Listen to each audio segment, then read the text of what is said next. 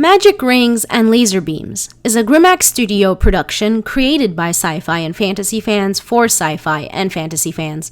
Your host is Ben Sherman, a scriptwriter and voice talent for Fare and History, a longtime gamer and reader, and has been writing fantasy literature for the past 10 years.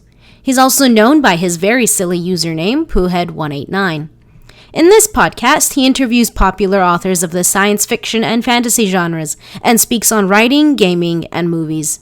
You can support this podcast by going to patreon.com/poohead189.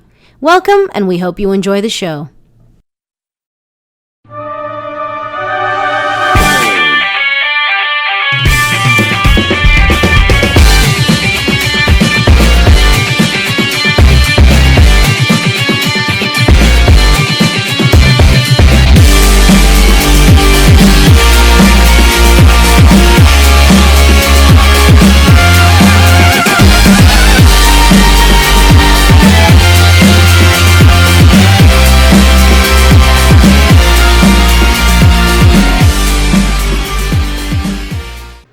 Hello everybody, and let me just tell you right now, I am going to fail this podcast intro because it has been a busy few weeks. In fact, the interview you're going to hear was made about 4 weeks ago, but I've really been trying to work on different things, been working on my novella, I've been going to doctor's appointments, and I've been obviously regularly working in a bunch of different shit. So, but the point is that, yeah, I've been slacking. In fact, I've already done another interview for the episode after this one, so I'm making this intro way later than it should be made, but, you know, that's just how it be sometimes. I never really appreciated how segmented and how, like, oddly distant certain parts of podcasts or programs can be. Like you know how it takes a movie, I don't know, 7-8 months to be made, and then like scene 1 and scene 2 of a movie could literally be made 6 months apart. So you're seeing like what Clint Eastwood, Chris Hemsworth. I just saw Thor today, so not for the first time, but you know what I mean. Anybody, it's just weird to think about. Or Tom Cruise, you know, like in Minority Report, like between him getting that anti-gravity gun and shooting guys every few shots, those could be made days apart, and then that and the next scene could be months apart, and it's weird to think about, you know. But hey, that's just how it is. But I do remember a lot of my Nathan Long interview, so I hope you guys will enjoy that when it comes, because honestly, you know, I remember Bill King was really personable. You know, he's really, really cool to talk to. Nathan Long is just, you know, Nathan Long, me and him just talked, really. I mean, I asked him questions, yes, but at the same time, it was just sort of like you'll see, we go off on tangents and different little things, which is actually really funny, now that I think back on it. Although there is something really neat, is that Nathan Long was allowed to, or not allowed, he was invited to go and hear music done in Scotland for Bard's Tale 4, I think is the game, and that's really fucking cool. And Nathan Long's just a cool guy. And I hope you guys, as I said, enjoy the interview. Like I said, this intro's gonna suck because I've just been so friggin' busy. Nathan Long, though, a really, really interesting guy to talk to. I need to read his newish books, the Jane Carver at War, I believe they're called. And I need to get into that. And I need to play Bard's Tale 4, because from what I've heard about it, it's a really good game, and the fact that Nathan's worked on it is great. Honestly, I knew I would enjoy interviewing Nathan Long, but I gained a newfound respect for him from the interview, just because, like, I didn't know Black Library kind of wrote him that hard. And I didn't realize that he was kind of commissioned to do Gotrek and Felix, and then he was kind of, I mean, I don't want to, how do I put it? I mean, he'll put it way better, but like, they made him do a lot of shit in far too little time. And that makes sense being a fan, because, I would every 6 or 7 months back in 2009 and 10 and 11 and 12, I would see a new Gotrek and Felix book, and I'd be like, how the fuck are they writing all of these? And the fact of the matter is just, they just made him write a new book every 3 months. That, and he had to work on other stuff too. So I think he said he was doing 3,000 words a day. I don't want to spoil a lot of the interview, but it's just like, it's a lot. Like, it's been hard for me to write 20,000 words. And then again, I'm a new author, or new-ish, when he was, he's been a writer for, probably twice as long as I've been. Because I've been writing fantasy fiction for about 10 years, but like, I've only published and stayed with really one work, or no, two. I've written 2 short stories, and I'm going to publish this novella within less than a month. And the novella will be about 40,000 words. So I'm increasing my productivity, but like, still, like, that's a lot. Like, over 100,000 words every 3 months, 3,000 words a day. That's ridiculous. And but he did it like a fucking trooper. And he's had an interesting life, so I'm really glad to have talked to him. And I hope you guys are too. I have over 20,000 words in my novella, which is really freaking good. It's probably the longest, because I've written, like, well, actually no, that's not the longest by a long shot, actually. But the longest in the last few years that I've written on a single story, which is why this is gonna be my first time. Well, it won't be the first one it's published for me, but it'll be the first one that's published that's in my own universe. So, I'm going to quite enjoy that. I'm hoping to get that ready before November, or at least up till maybe November 10th. Hoping to get it finished before then. So then I can send it to Angry Robot or some publisher. But let's talk about movies. This podcast is going to be airing right around Halloween. Right now it is October the 24th. And yes, it is that most auspicious of holidays in Lord of the Rings. When Frodo woke up in Rivendell and Gandalf was just like, God, what did he say? It was, you're in the house of Elrond, and it's 10 o'clock in the morning. On October the 24th, if you'd like to know. And I always think of October the 24th just because of Gandalf whenever it rolls around in the year. So me doing it right now, hell yeah, good omen for the podcast. But what I saw the other week was, it's going off on a left field here, but I saw an old, well, it's not old, it's still newish, but it's old how do I put it? It's a modern movie. Like, it was 2003. I don't consider 2003 movies old.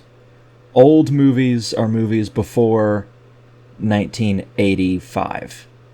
I would think, or maybe 1990. Those are old movies. Before I was born in 91. Movies made around the time I was born or before that are pretty friggin' old. But anything like post Jurassic Park, it's modern cinema, And this movie I'm talking about here is Freddy vs. Jason. That really long-awaited crossover between those two really big horror franchises. And I had to see it because it's getting close to Halloween. And I hadn't seen it in years. And you know what? It has a surprisingly good plot for a slasher horror film.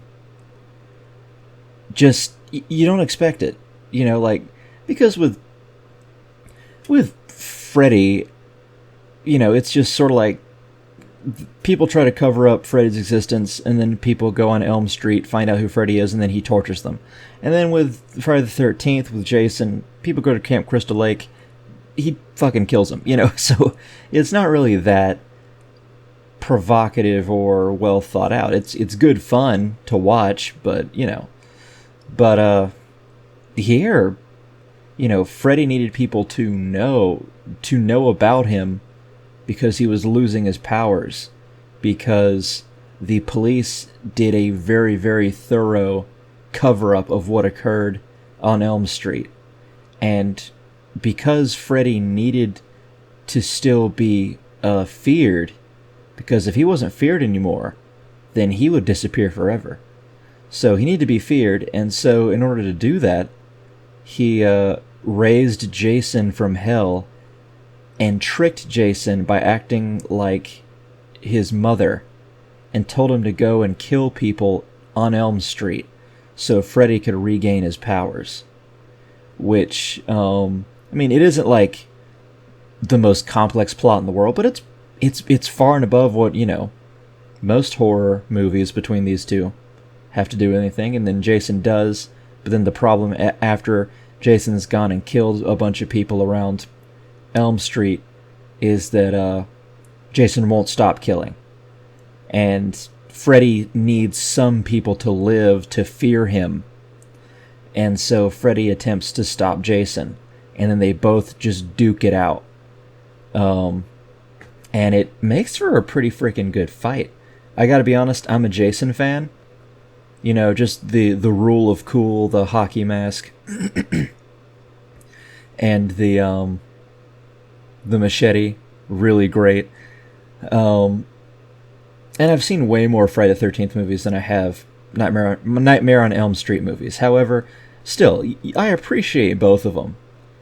And it is really neat to watch that movie, especially after all these years. I think the last time I saw it was like 2007 or 8 or something like that. I used to love watching horror movies with my dad. And or just horror movies in general around this time of year. And I haven't really done that recently. So this is something I really like to do. I enjoy it quite a bit. I also saw The Dark Knight again. You know, the second movie in the Nolan trilogy, the Dark Knight trilogy. You know, the Batman movies. With Heath Ledger as the Joker. And I gotta be honest, that movie is far and above anything that any Batman movie could ever be. Really, it's the best Batman movie that's ever been made, and it's gonna be way better than any of this shit that's gonna come out soon. Like, Robert Pattinson, and it... Who on earth could be excited for that? I'm sorry. It just... What the whole point of making reboots and new movies is that you can do it for next generations, you know. But the last Nolan movie was what, 6 years ago? Like it's not old by any stretch of the imagination, and they're coming out. And you know, Ben Affleck's Batman was 2 or 3 years ago with Justice League, and now they're starting this whole new Batman sort of trilogy. Like, come on. With the worst choices in actors, by the way. I have no problem with Robert Pattinson. He's just not Bruce Wayne or Batman. Like, who like, take it a year ago. Who on earth would look at him and think Batman? Nobody.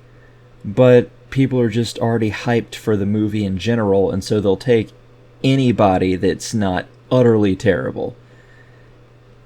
And again, I'm not against him at all. I think he's an underrated actor. I just can't see him as the character. You know?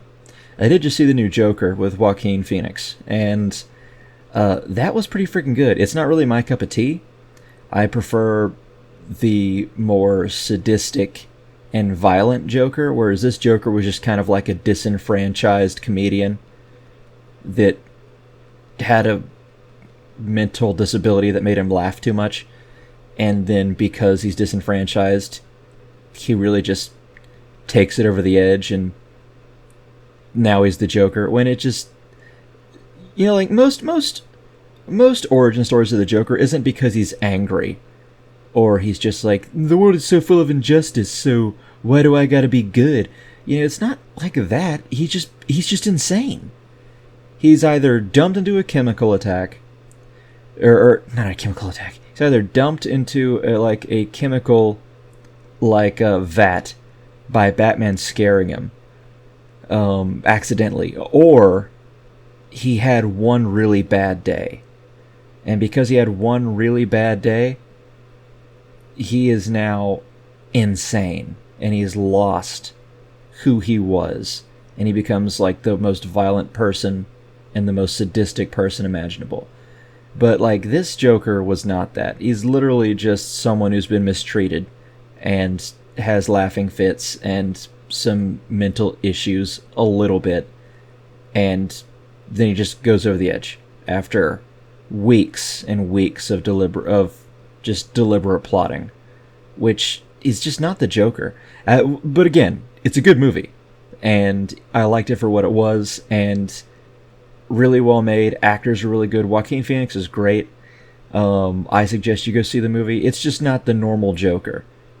Just like, I guess the new Batman isn't going to be the normal Batman, But I guess I can give some leeway with that. Also, I had no idea that they were making a new Call of Duty. I don't know how I missed that. I don't know, because I love Call of Duty. I mean, I'm not a huge fan, not anymore. I used to be in high school, 10 years ago. I used to be huge into Call of Duty. But I haven't really owned a new one in 6 years, 7 years. But this is Call of Duty Modern Warfare, and I might go back to it, but I didn't even know it was being made. Because I was telling my friend, I was like, hey, I'm gonna actually get back into Gears, maybe play some Gears 4 and 5, Gears of War. And he was just like, oh, not the new Call of Duty? I'm like, I didn't even know there was a fucking new one, are you serious? But, that'd be neat. And Red Dead 2 is gonna come on PC very soon, so that'll be neat too. I've been enjoying Red Dead 2 on my Xbox One, but that'll be neat to play with some friends on PC once it comes out then. If I have the funds or the means or the care to get it. I probably will, because my friends are, but you know what I mean. Whew, alright then. Thanks for listening, and let's get to the interview.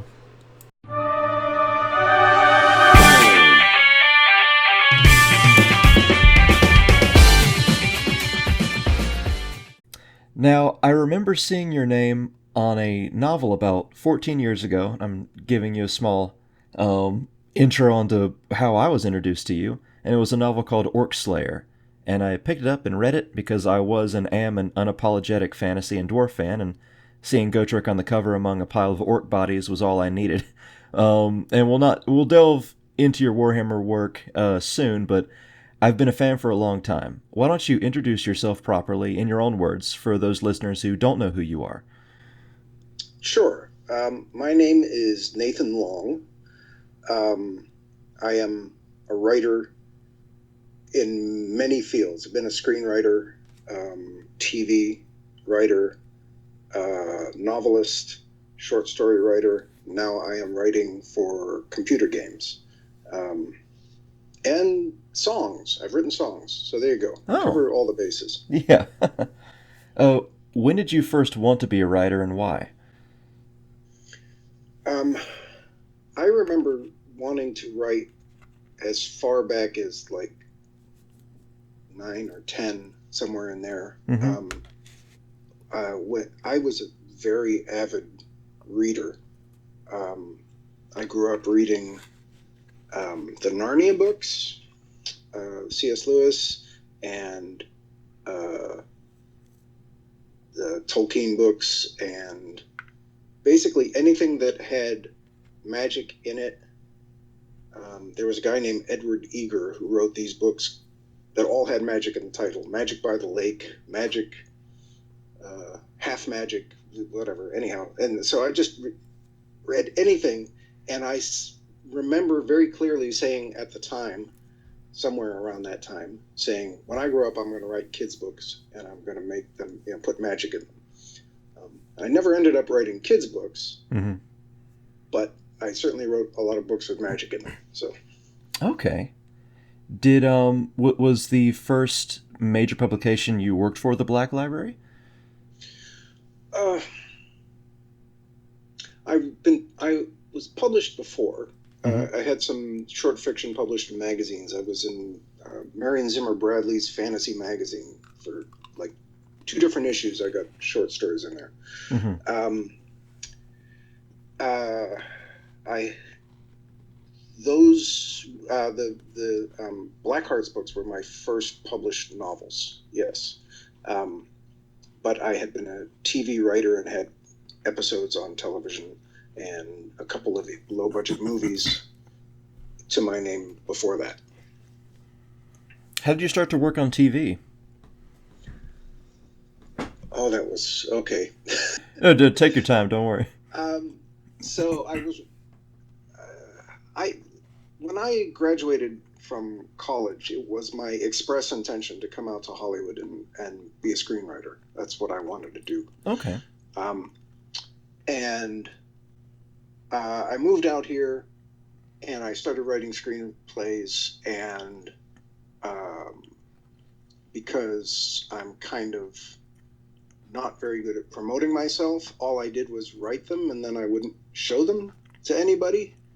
So, I got I think I cleaned out the closet that has all my work in it because I moved recently, and I think I have 26 unmade screenplays. Oh, wow. Possibly more.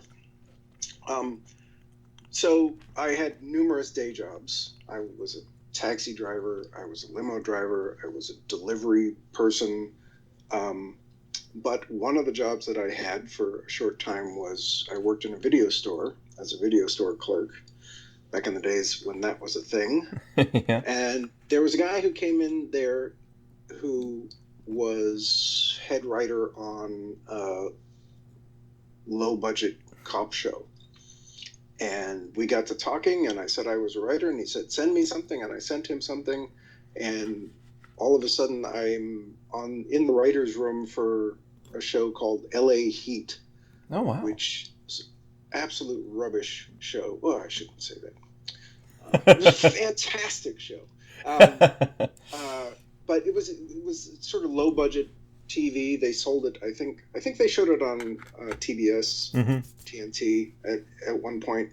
But basically, it was sort of a knockoff of Lethal Weapon as a TV cop show with a hot-headed white cop and his wiser, older black cop buddy. Right. And they went around solving crimes and had a lot of car crashes. The company that I worked for, called PM Entertainment, they made their bones because they had an absolutely ace stunt team for car stunts. These guys could set up a wreck and shoot it and clear all the cars in an hour. Right? They're just super fast, so they could get a 2-hour permit for some bit of road out in the valley, smash up a couple of cars and get out and be done. And so that meant that they asked us to write a lot of car crashes. Right. Yeah. That seems weird for a low budget sort of show, because I would assume... that was the thing. Is like that was something that they knew that they could do quickly that would give them, in quotes, production value. Right. Okay. So, yeah. Mm-hmm. The other thing that they did, which was a serious cost-cutting move, was they had a backlog of like 10 years of action films, because that's what they did. They did action films that starred C. Thomas Howell or just all these kind of B-movie actors who weren't having careers elsewhere. They would pick them up, and they would also do things like their movies would star Frank Stallone, which is Sly's brother, Oh, and I can't remember. Just like relatives of famous people, so that they could put in the title Stallone. right. Yeah. Okay. So they had 10 years of action movies in their vault, right? And so very often what they would do they would cut out the action scene from one of their action movies, and they would hand it to me, and they would say, okay, so here's an action scene where these guys in a blue car chase a gray van. So you have to get the cops into the blue car and the bad guys into the gray van. So I would have the action scene already, and I would have to sort of thread the plot so that it would get to the beginning of the action scene and then pick up the plot when it came out the end. That's really weird. Yeah, so they would that was the way of cutting production costs, was we already have the action scenes. So they would just shoot inserts of the guys inside a car driving, and then, movie magic. Right. Huh. I've actually thought about like writing a book about my experiences with this, because I mean, we could do 2 hours on my illustrious Hollywood career, but that's probably not what you want to hear. But anyhow, so. I haven't heard that ever before, honestly. That's that sort of job. But We weren't the only guys that did it. In fact, do you remember the show Jag? Yes, I've heard of it. Yeah, they got in trouble for doing the same thing. They got in trouble for it. They got in trouble for it because they were not giving. They were using clips from. They were Paramount. They're a Paramount show, and they were using clips from other Paramount movies, and not paying. Oh, the people that were in the action scenes, Yes. right? Okay, Yes, right, exactly. that makes Yeah. sense. But PM was non-union, so there wasn't, Right. so Wild West. Yeah. Huh, that is really weird. Yep. Damn. Well, and how long did you do that before you started writing novels? Oh, that's a good question. So I didn't write for the TV show for very long, basically because I went broke doing it. Yeah. The guild minimum at the time that the Writers Guild minimum at the time I was writing for them was $20,000 for hour-long TV. It's since gone up quite a lot, but this is back in the 90s. Oh, yeah. I was getting paid $2,000 an episode. Oh. So 10% of guild minimum. And I thought, I'm in Hollywood. And so I didn't get another job. Right, I didn't have a second job. So I just ruined my credit by overusing my credit card. Because I'm a Hollywood writer. Yeah. So I didn't last too long there. I ended up going back to various low-rent day jobs. And then I'll tell you how I got the job with Black Library. Mm-hmm. I was living in the basement of a more successful writer. I have a pal by the name of Dave Scow. Okay. And he wrote the original Crow movie with Brandon Lee. Yeah. And he wrote Critters, a couple of the Critters movies and some other movies, and he's written a lot of television stuff. Anyhow, he had a house up in the Hollywood Hills, and I was living in the maid's quarters under his house I was paying rent, but it wasn't much. Right. And doing my crappy day jobs, but with a view of the Hollywood sign. And he got a call from Black Flame. Now, Black Flame was an offshoot of Black Library. Oh. So this was when Mark Gascoigne was editor over there, Right. and he had set up a deal, or I don't know if he had set it up, but anyhow, a deal had been set up for a second imprint called Black Flame to coincide with Black Library. A second imprint was going to be done to do tie-in fiction for movies and TV. And they had the rights to all the New Line properties. And so they had contacted Dave Scow because Dave Scow had written Texas Chainsaw Massacre 3. And they wanted to know if he wanted to write a novelization of Texas Chainsaw Massacre 3. Interesting. And Dave said, no, I have absolutely no interest in doing this. I've got other projects, but I have a writer living in my basement who might be interested in this. Right. So he put the editor in touch with me, and the editor said, we have a list of these properties that we would like to do tie-ins for. And he gave me a list of like New Line's backlog, right? Right. It was a very weird idea. Yeah. Like they asked me if I wanted to do an Event Horizon novella. And Event Horizon had been already out for 8 years. It's like, who wants to read a tie-in novel of a property that's 8 years old? And you mean that 1990s horror space, horror sci-fi thing? Yes. Yeah, that a lot of 40K fans think that it's a tie-in to the That's universe. Right. They sort of do, don't they? Yeah, Yeah. It's the warp. But anyhow, they asked me if I wanted to. They showed me a list of properties and said, "Would you like to write for any of these?" And one of them was Blade, believe it or not, because Oh, wow. New Line had done Blade, and I said, "I want to write for that. I'll do that all day long." Mm-hmm. But nothing ever came of it. But then I found out, as the emails went back and forth, that Black Flame was connected to Black Library. And I went, I love Black Library stuff. I used to work in a game store, and I read all the Warhammer Fantasy Roleplay books Mm-hmm.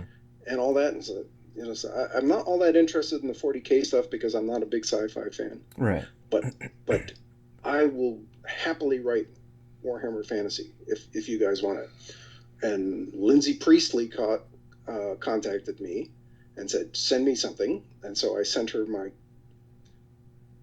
like the last chapter of my current novel, my current unpublished novel, and she read it and said, yep, yes, you can work for us. Oh, wow.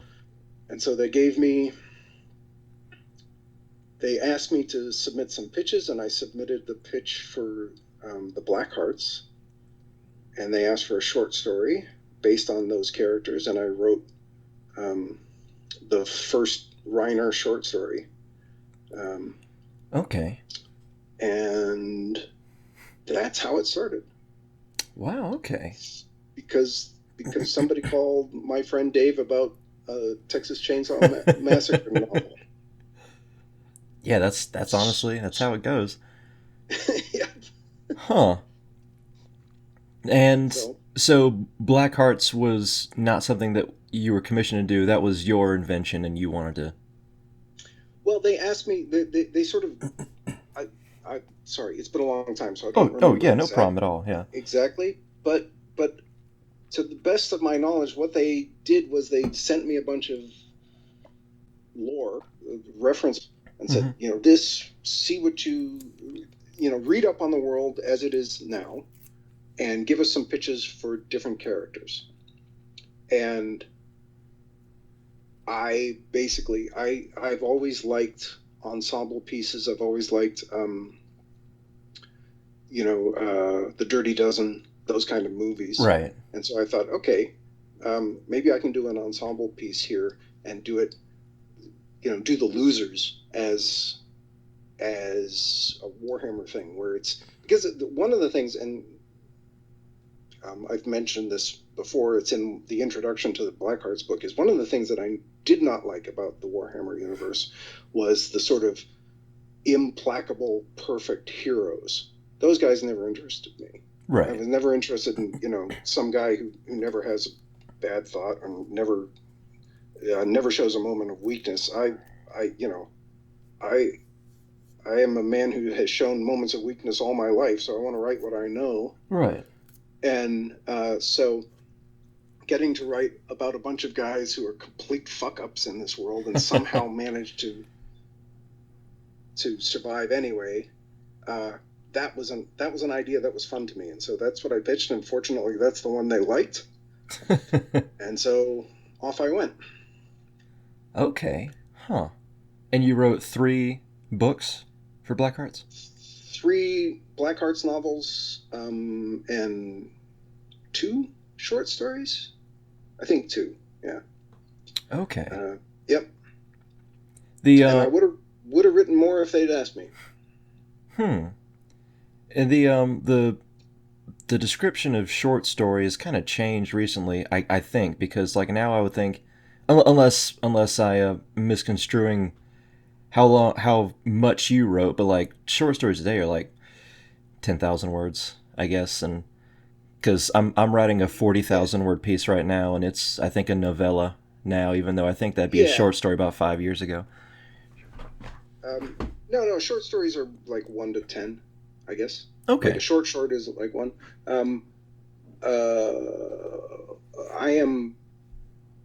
I have written a bunch of novellas and have also commissioned and edited a bunch of novellas for the game company that I work for now. Mm-hmm. And they're always like 25K. Okay. Yeah. That makes sense. Let's see. Now let's get a little bit into Gotrek and Felix. So, some people, or at least from what I've looked around, because like I've been reading your Gotrek and Felix books, like I've been reading Bill King's for 15, 16, 17 years. But your style, some people say it's not very similar, but I think it is pretty similar to Bill King's, at least in my opinion. And were you shooting for that when you were writing them? That's a good question. I was definitely shooting to match the mood. I did not try specifically to match his prose style. Right. But I definitely wanted to try to match the kind of feel of it. I wanted to make sure that God knows, if you read comments on Amazon, I failed miserably, but I wanted to make sure that it did not come off as a different series, right, or as if I was making fun of the characters or satirizing anything that he had done. Right. So yeah, there was no attempt. Like I've got my own writing style. There was no attempt to match his style, but just his tone and his intent. Okay. Because I like I said, I thought you did well, which is one reason why I wanted you on the show. But let's see. I could tell from what you said earlier about people surviving even though they might have fucked up. I have noticed that a little bit also in Gotrek and Felix. Not that they aren't doing what they're set out to do, and not that they aren't doing epic things and destroying harps that can, wreck mountains and all of this stuff. But at the same time, a lot of unfortunate things happen to them throughout the novels, and they're still succeeding, and they're still, Gotrek and Felix. But they get through a lot of pitfalls that you're just like, oh, why are we even fucking here, sort of thing. Yep. So, yeah, that makes a lot of sense. Well, I mean, one of the reasons that Gotrek and Felix was kind of palatable to me, mm-hmm. And works for me, is because you do have that sort of prototypical, stereotypical Warhammer hard guy in Gotrek, right? Yeah. He is absolutely infallible. He does what he sets out to do. He always knows what to do. He always knows where to point himself. Very decisive, so yeah. That's there, but the great thing about the series is that you have Felix, who is human. Yeah. And so you always have a way to get into the story through a human POV and through the POV of somebody who does fuck up. Right. And just kind of stares in horror and amazement at his inhuman buddy doing shit that should not work. Right. But works because it's Gotrek. And, of course, Gotrek being a dwarf, even though dwarves are my favorite race, so I'm not knocking dwarfs at all, but being a dwarf, of course, he's going to be extremely, how do I put it? I'm just thinking of Orc Slayer when he is arguing with Hamir over a small bit of poetry that they broke up, and because of that they lost their friendship for 50 years. Yep. He's still doing that, and that's ruining everything that's going on. No, I love the idea of grudges and holding that, and it's just like this sort of unreasonable sort of masculine pride. They're hilarious. Goes above and beyond, but it's still they treat it so seriously. Yep. And why did you? Well, first off, did you come up with every idea for all of the 4 or 5 Gotrek and Felix novels you wrote, or did they say like, "Hey, we want Gotrek and Felix to go to, we want them to meet some dark elves. We want them to go to Bretonnia." Like, did they say anything to you about that, or was it all? It was a little bit of both. Mm-hmm.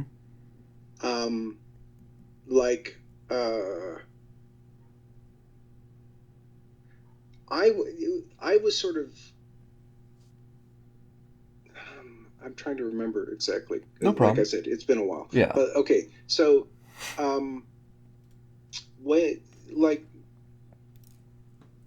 nothing I did was ever like everything I did had to get past the editors, right? So right. It's not like I went rogue or anything like that, right? Because I always had to present my ideas to the editors, and they always had to approve them.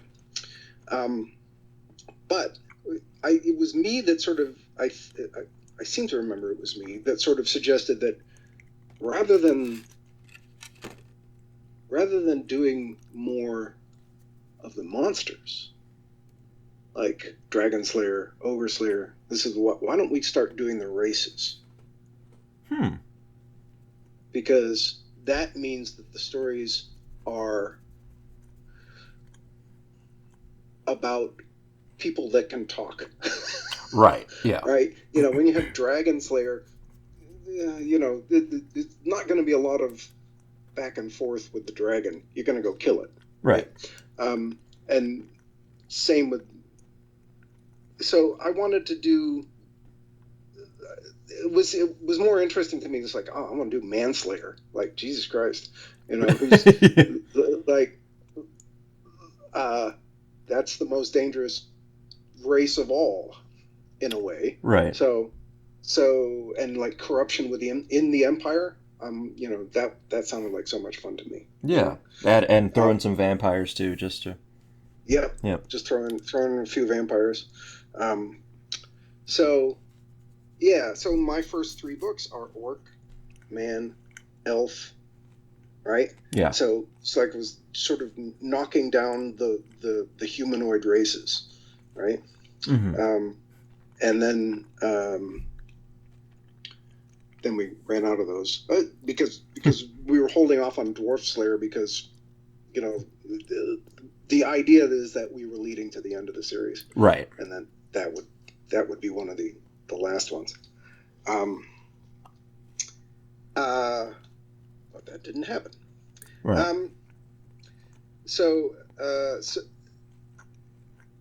So I was able to suggest I want to do this or I want to do that, and they would say, "Okay, do that," and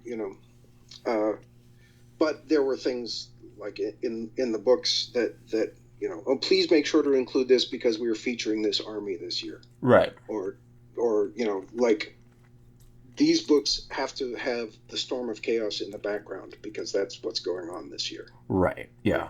So, like for instance, Orkslayer. The reason Orkslayer is happens after a 20-year gap is because marketing did not want those stories taking place 20 years earlier than the current storyline. Oh yeah, yeah, I recall that.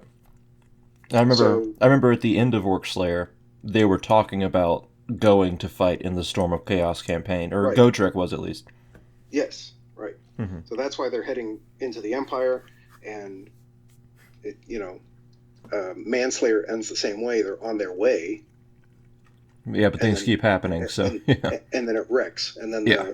the dirigible wrecks. So, yes, it's a combination of ideas that I had that I got past the editors, and sort of commands or suggestions from marketing for, we want to feature this, we want to feature that. Was there an idea that you ever had that they didn't let happen, if you can even say it? I Or can't even remember. No. Well, I mean, yes, like Zombie Slayer was going to be the beginning of the end. I Mhm. wanted to do 3 more books and kill Gotrek in the 3rd book, right. and they didn't like that idea so much that I never worked for them again. I was going to ask, why did you stop writing the last few Gotrek and Felix books? I think it was that. It's like they got. I had ideas that I wanted to do, and I don't think that they, like, at some point they just decided, or it seemed to me that they decided that that they would not be ending Gotrek's story. Oh, okay. And they may have changed their mind later after I left, but there was, like, I had presented this arc, and they said, no, we don't want to do that. And then,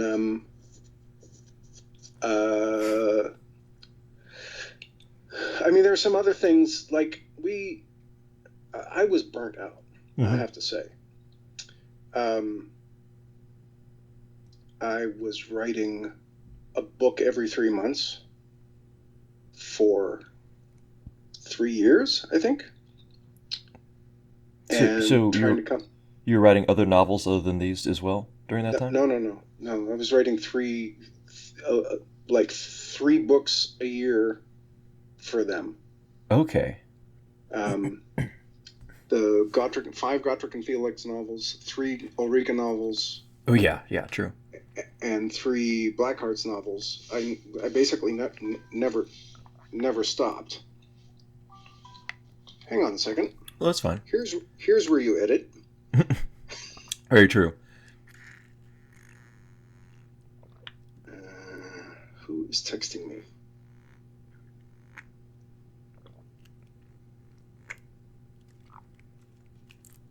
Okay. Let me finish this Capri Sun because it gets really loud when you do that. Yep.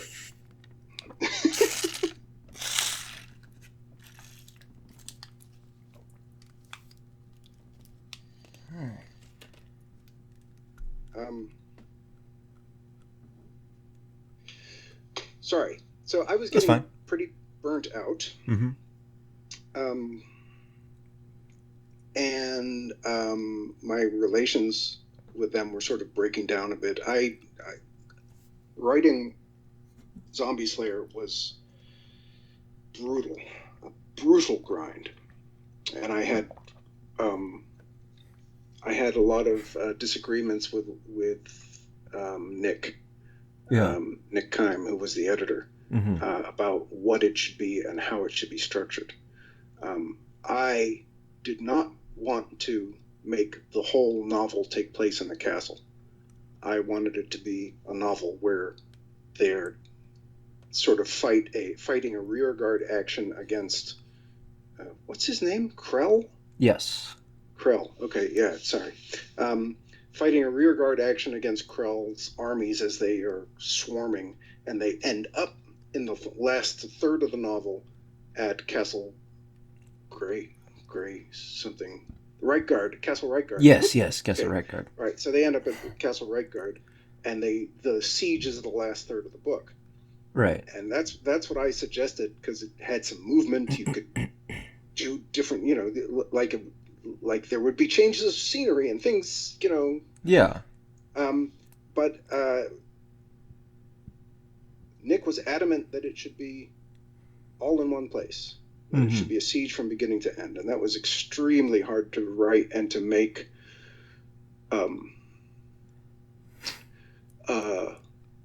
To keep it fresh. Right. It was very, very difficult to keep it fresh when you're in one location. There isn't that much to do. So I had to do loop-de-loops to keep things happening, and it hurt writing that book. I just felt burnt. And then I think I wrote some of the Ulricas after that, and those were fine. But I was also commissioned to write a Deathmaster Snitch novel. And I did. There's 100,000 word manuscript on my hard drive of a Deathmaster Snitch novel, but they didn't like it, and they canned it. And so I just felt like we weren't getting anywhere. So. Right. Yeah. So they stopped asking me for more work, and I stopped prodding them for more work, and it just kind of petered out. Okay. Huh. In Zombie Slayer, I will say that I think even though you said like it hurt to write that novel, I will say that that probably showed in the writing, and not in a bad way, because it was a grueling book, even though I enjoy it. Yeah. It's but it did make the siege seem grueling as well, which is probably what it should feel like. Yeah. So. Yes, knowing what a siege is, I wanted to make it a grind. Yeah. It was a grind, but it was also a grind to write. Right. So. Yeah. No, I get what you mean. Did so the Black Library commission you to write Ulrika's trilogy? Mm-hmm. Okay. So they sort of did, but I pitched that hard. Okay. When I wrote Manslayer and I brought her in, I had so much fun writing that character that I said, please, please, please let me write a Ulrika series. Novel. Yeah. And they said okay, and they made it a trilogy. And it's some of my favorite. I have to say, as much as I like the Gottfried and Felix novels, my favorite stuff that I did for them, and I think part of it is because I got a lot more leeway. Right. Was the Blackheart stuff and the Ulrika stuff, because the Blackhearts were my creation, I was able to do pretty much what I wanted. Mm-hmm. And because Ulrika, there was no settled lore on what happened to her after Vampire Slayer, other than Gabriella takes her away. Yeah. Says, I'll take care of her. That's it.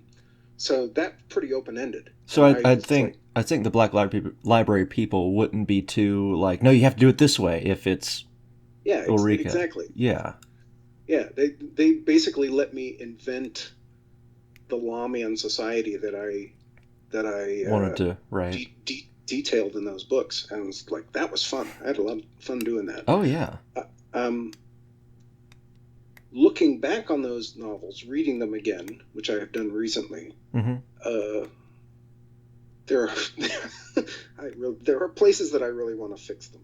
But, yeah. Well, yeah. That's the curse of every writer, probably. Yes, true. Have you ever Have you always had a publisher, or have you ever self-published, or? I after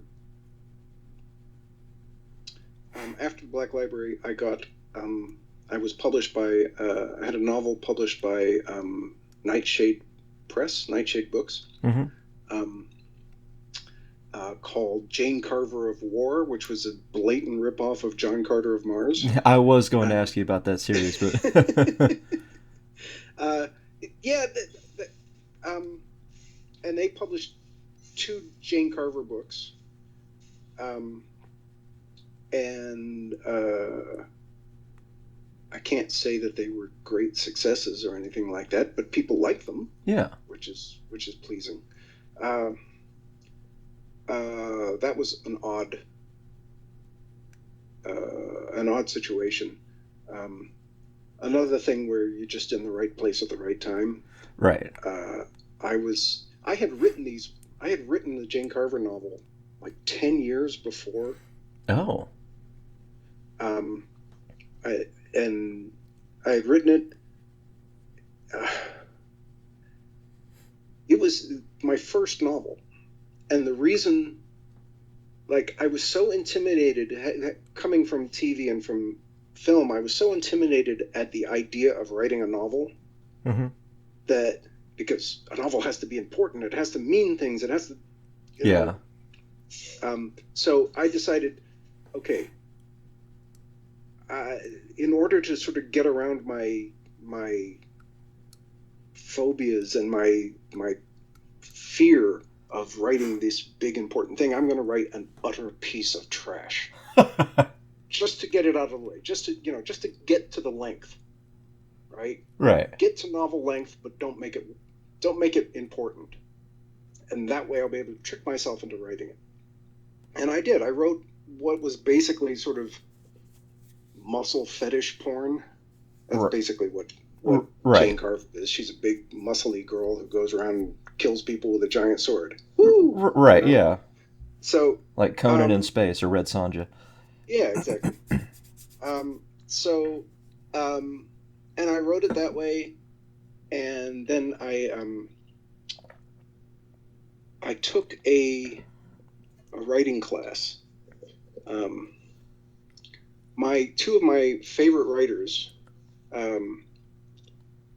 husband and wife. The woman's name is Emma Bull, and the husband's name is Will Shetterly. Mm-hmm. And they're fantasy writers, and they were part of this gang of writers that wrote a series called Borderlands or Bordertown, yeah. which is all like punk elves kind of thing, yeah. punk rock elves. And it was the 80s, and I ate that up like it was pancakes. Right. And so they moved to LA trying to break into TV writing, and as a side hustle, they opened up. They decided to do some writing, teach some writing classes, and I sort of worshipped them from afar. Mm-hmm. Through their writing. And when I found out that they were in town and they were taking writing students, I was like, sign me up. So I went out and I took this course. Right. And I brought my finished Jane Carver novel, and we did a chapter a week in this class, and I just showed them the chapters and got feedback from the other people in the class and from them, and they helped me take it from sort of exploitation crap that it was and said, you can make something out of this. Right. This is a good character. She has an interesting story. You just have to expand it. They convinced me that it was better than I was saying it was, right? And they showed me how to take it from a kind of amateurish writing to professional writing. Mm-hmm. And so I did it. I fleshed it out into a full manuscript, and I sent it around, and I never got anything. Right. It was a doorstop in some editor's office for 10 years, whatever. Nobody ever got back to me. Right. But then I was at San Diego Comic-Con hanging out at a bar in Comic-Con, and one of the editors of Nightshade Books was there, and I had mutual friends. I was introduced to him. I pitched him the Jane Carver novel, and I don't think he would have bought it except that the John Carter movie was coming out. Oh. And he thought, oh, okay, I can coattail on this. Right, why not? So, because he thought that the John Carter movie was going to be a success. Poor bastard. So he said, yes, we'll buy two. We'll take two. So I had to scramble, having written it 10 years ago, I had to then scramble and write a new one. Right. As if no time had gone by at all. So that was interesting. I had to go back and find the voice again. I was about to say, did you have to reread your story? Oh, yes. Okay. Several times. So they hired me, they gave me advances for 2 novels, published them, and then I think I may have been the last 2 purchases for Nightshade before they went belly up. So now a different company owns the books. I've talked about getting them back, but I'm too lazy. Gotcha.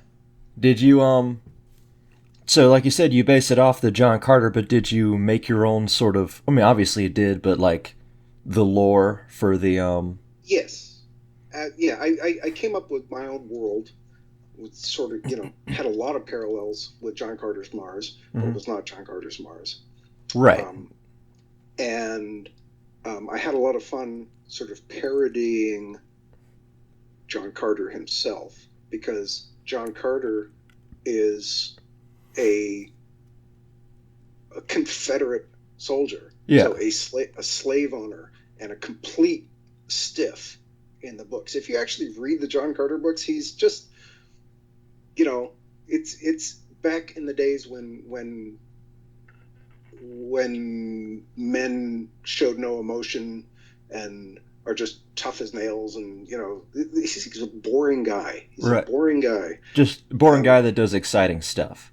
Does exciting stuff. Yeah. Exciting stuff happens around him, and his motivations are always absolutely pure. And it's like, my wife has been kidnapped. I must go. Right. And so I had so much fun sort of mocking that and making Jane sort of everything that he would hate. Right. She's like a sort of mouthy, a very foul-mouthed woman who doesn't take any shit from men, kills a guy at the beginning of the novel because he sticks his hands down her pants. Right. And just, and then, maybe I shouldn't spoil the second book. But in the first book, I sort of allude to a guy who had similar powers to Jane coming to this same planet like 100 years ago, 100 years previous. Right. And so I sort of alluding to the fact that there might be a actual John Carter character in the world. Okay.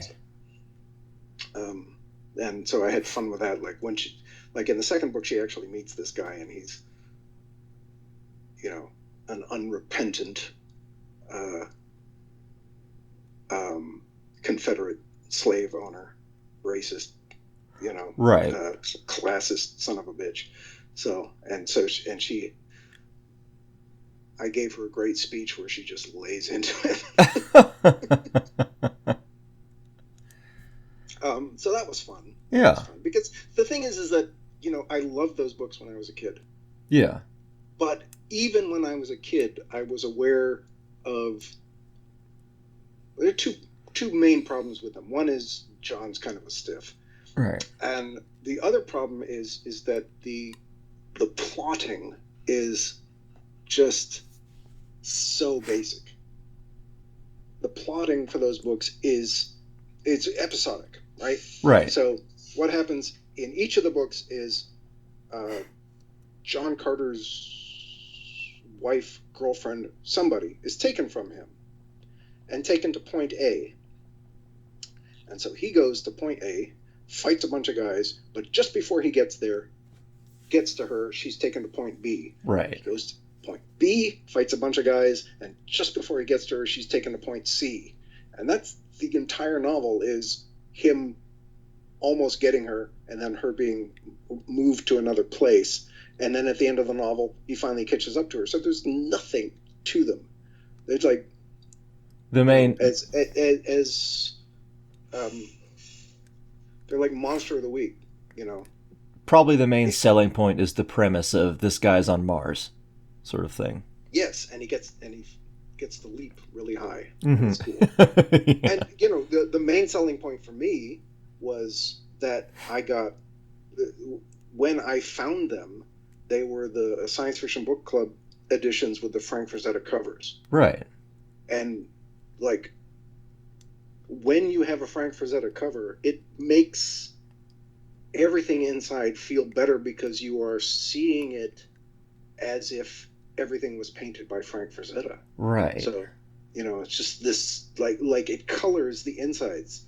If I had bought them with some other covers, I might not have liked them so much. Okay. And that was speaking of that sort of thing. Yeah. One of the things that I did on Ulrika was I petitioned seriously hard to get this illustrator that I know, Winona Nelson, to do the covers. Mm-hmm. Like they were going to get one of their in-house people, but Winona, I had found her artwork on this old board called conceptart.org. Yeah. I had found her artwork on there, and I started communicating with her because I thought her stuff was so good. It's just amazing. And so I sent them some of her. I sent Darius Hinks, who was art director at the time. I sent Darius. I know him. Yeah. Yeah, he's writing novels for them now. But he That's at what the time that's what I thought. Yeah, at the time he was their art director. That's weird. Yeah. So I sent him some paintings she had done, and he said, "Oh yeah, okay, we'll do this." And so the original editions of the Blood Sworn, what the hell? Blood Forged, Blood Sworn. There you go. Yes. All have Winona Nelson covers, and they liked her so much that the later editions of the Gotrek and Felix omnibi. Yeah, omnibuses. I She think. also did those. She also did those covers, not the most recent ones, but the previous editions before the most recent ones. Oh, Those okay. are Winona Nelson covers. Wow. Yeah. I really love the first Ulrika books cover. Yeah. Yeah, I like them all. I Yeah. think they're fantastic. I'm not sure who they got for the omnibus edition. I like that painting too, but it's not Winona. Right. Anyhow, but I was like, there is nobody that will make Ulrika look as cool and give that the feeling of adventure and that I want out of these novels. And they fortunately agreed with me, and they let her do it. And I thought she did a fantastic job. Good. Okay. Let's see. Just for the listeners, what, if you have any advice, would you give new writers? Shit. If you don't have any, that's fine. I do. I should dig out some of the columns that I wrote on this stuff because over the years people have asked me this in written interviews, and I've been able to do that. But let me see. If you have it, you don't even need to say it here. You could just give me links, and I can just put it in the description when I put it out, if you want. I don't know if they're linked anywhere now. Oh, It's really? been a long time. Yeah. Okay. Let's see.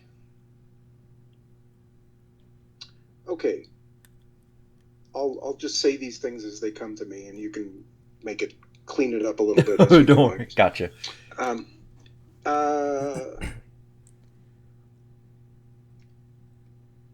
Listen when people read your stuff. Listen. Mm-hmm. My rule of thumb is if you show your stuff to 6 people and all 6 say different things, don't worry. They're probably all, they've all got their own personal preferences, right? Right.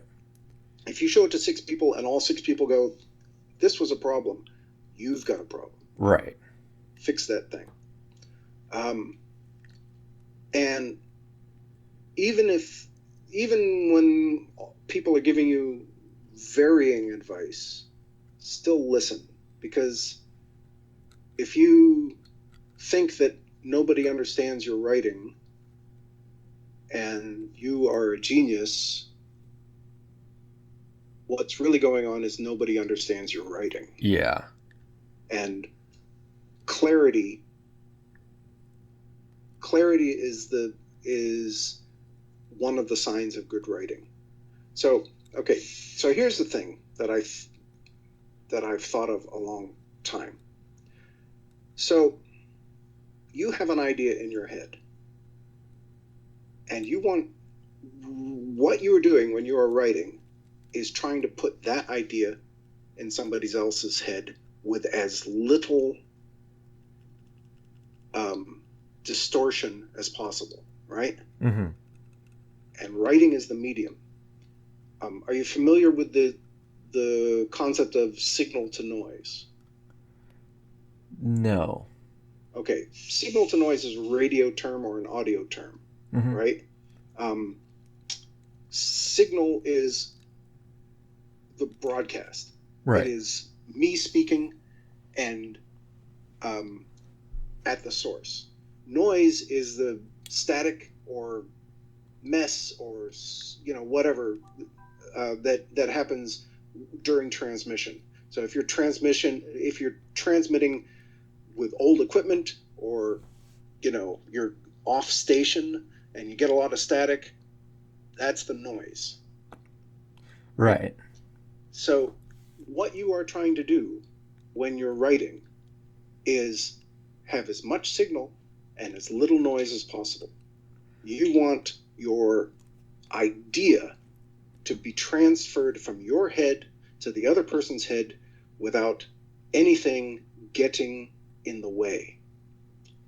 And bad writing, or overdone writing, or overly clever writing, Yeah. can stop the person who is reading it from getting the point that you were trying to make. If you try to sell yourself on style, or if your stuff is just full of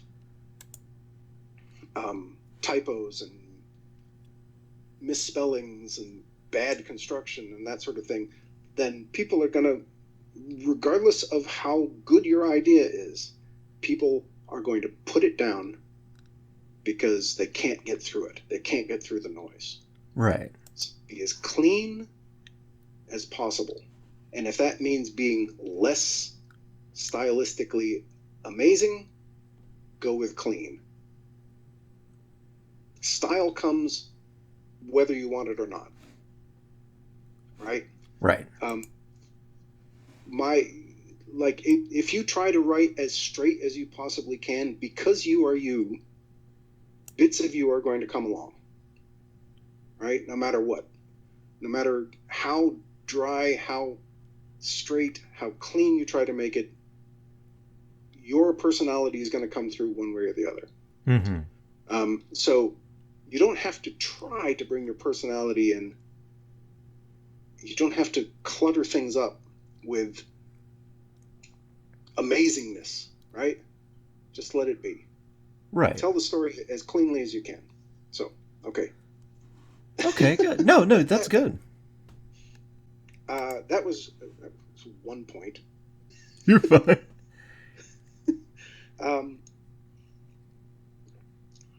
What else?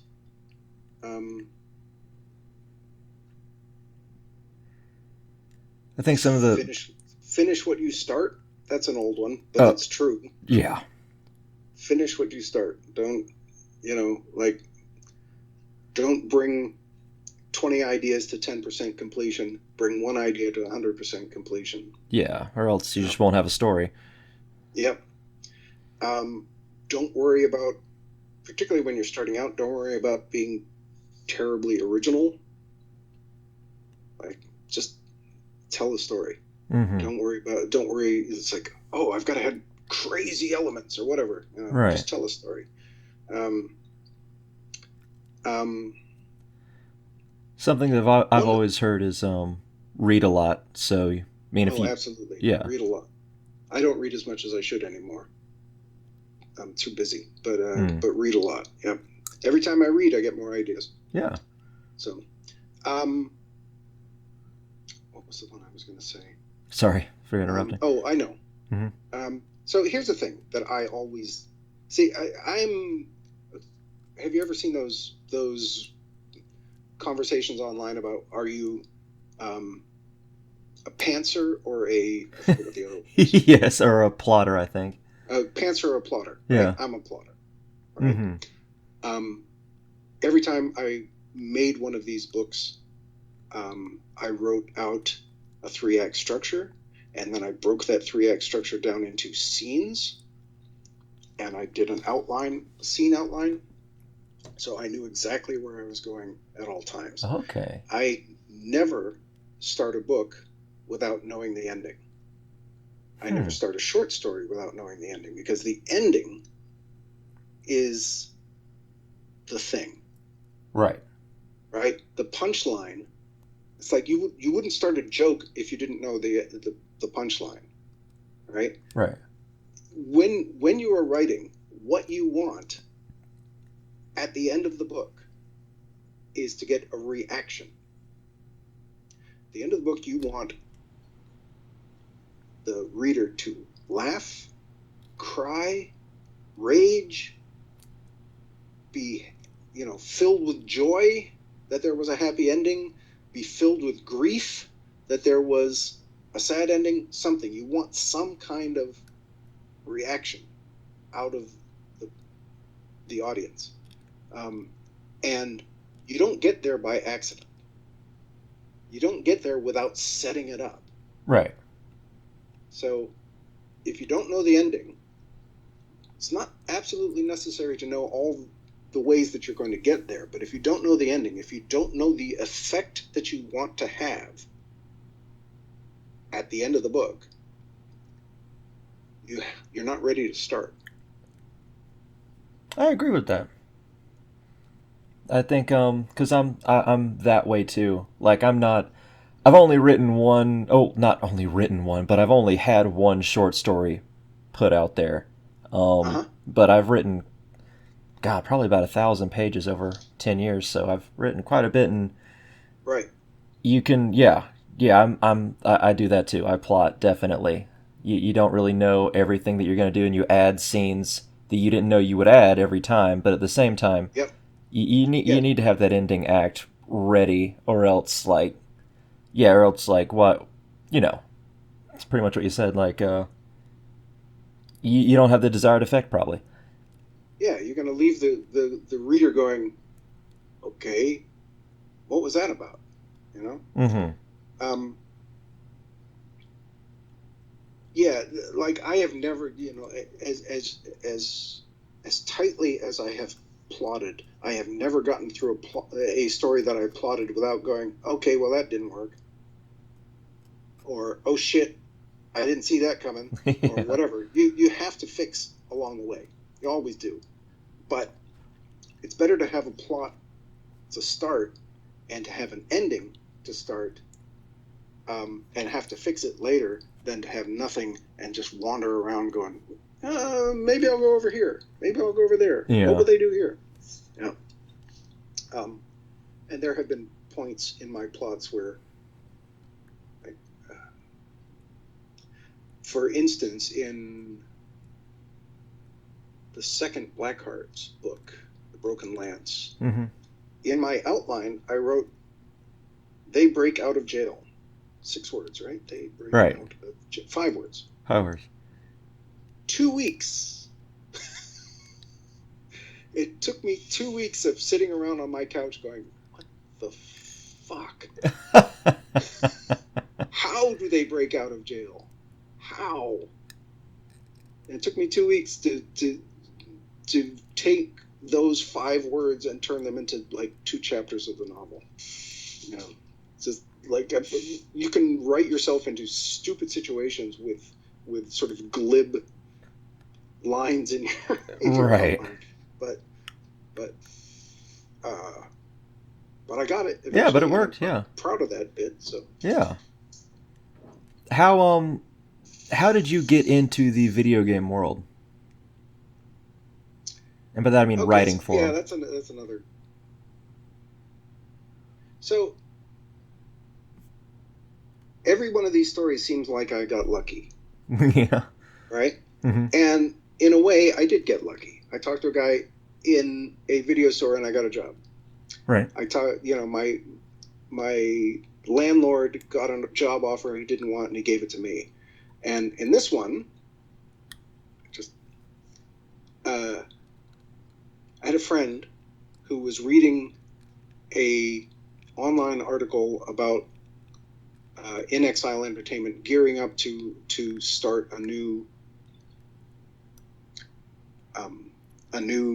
game called Wasteland 2, and they were looking for writers.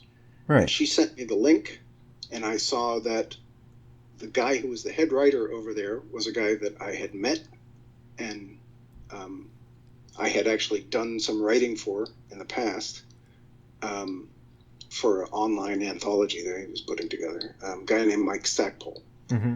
And so I emailed Mike and said, hey, I would like to do some work for this. Do you have any piecework for me? He says, yeah, I do a background for this gang, and I'll give you a week's pay. Like, okay. And I started doing that, and the bosses liked the stuff, and eventually they hired me. It was still contract work, but I was getting 40 hours a week contract work. Yeah. So all of those things sound like luck, and they are luck. Mm-hmm. But luck gets you the opportunity. But if you are a fuck up, yeah, they still won't bring you on. They won't keep you. Yeah. But I don't know if I can say I'm the best writer in the world, but I am consistent. Yeah. And do the work on time. And that the professionalism. I guess it's rare in writers. Like a lot of writers are like, they may be geniuses, but they take 6 months over the deadline to get the work in or whatever. Right. But I hit my deadlines. I deliver usable material, and so I remain employed. Do you ever feel as if you could write better if you didn't have such a quick deadline? Depends, yeah. Like, for instance, for the Black Library books, I wrote those blindingly fast. Right. Right. I was doing 3,000 words a day on those, and getting them in. I would get in my first draft halfway through the deadline. I had 3 months to deliver, right? Right. So I would get my first draft in a month and a half or 2 months at the most, and then have a month of back and forth with the editor to clean it up and get it out. Right. But the Ulrika books are proof that if I had had more time, and if the editors had been able to devote more time, because very often the editors were more slammed than I was, because I'm one guy working on one book. All the editors over there are working on A bunch of books. 6 books, 12 books at the same time. So Yeah. they'd read it and they'd give me some notes, but nobody was really reading it for the literary side of things. Right. They were reading to make sure that the lore was correct and that I wasn't embarrassing them. Yes. Right? Yeah. So finer points of story sometimes, things that could have been cleaned up, things that might have been checked if there was one editor working on my one book and had a chance to read it more than once, might have been caught. Those kind of went by the wayside. And if I had had more opportunity, if I had 2 months off and then read it again, I would have caught some stuff that I didn't, because I never had the luxury of looking at it fresh. Right. Yeah. So in that regard, yes, the deadlines can well, we got to get it out the door. Okay. Yeah. Now, but I don't mind deadlines, and I don't mind parameters either. Right. Yeah. I mean, those are kind of challenging. When I was working for the TV show, the parameters were very tight. Mm-hmm. It's an hour-long show. There are 4 segments to the show, that are each about an hour-long show is 45 minutes in television because there's 15 minutes of ads. Right? Yes. So each of the segments is about 12 minutes long, and there's a teaser at the front, which is about 2 minutes long. Mm-hmm. And all of that adds up to the 45 minutes that gets broadcast. And so there were things I had to do. I had to get an action scene into each of the 4 segments. Mm-hmm. Plus, there had to be action in the teaser at the beginning.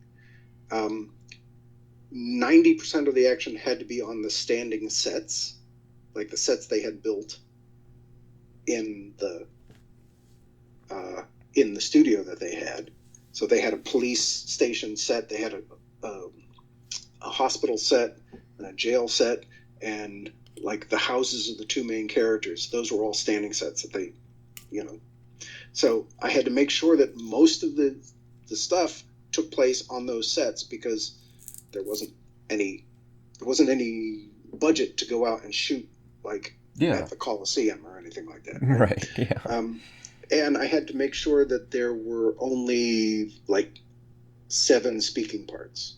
Okay. Yeah. So it was like doing Sudoku or crossword puzzle. It's like you're trying to fit a story into a very tiny box. And that was tough, but it was also really, really good sort of training school for what I do now. Okay. That makes sense. Let's see. I know you can't talk much about Wasteland 3, but can you tell us a bit about the process of you working on Wasteland 2? Did they have you writing plot threads, or was it dialogue, or? Let's see. So for Wasteland 2, I did not come in at the beginning of the project. The project was already in motion, and a lot of it had been plotted already. Mm-hmm. When I came in, by fairly soon after I joined, Mike Stackpole left the project, and I kind of became head writer by default, which is weird because it was my first game. Right. So I was like, whoa, okay. Yeah. But I was working very closely with Matt Finley, who was sort of the director of the project. Mm-hmm. And at the beginning, I was like, he gave me a zone to do. Like, okay, here's this zone. Here's how I want you to.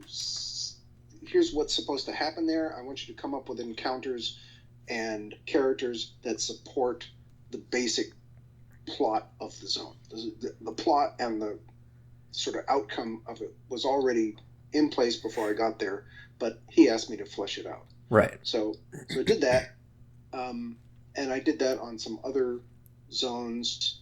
I also ended up, because other writers that were on the project sort of left to work on other projects, I ended up editing what they had done.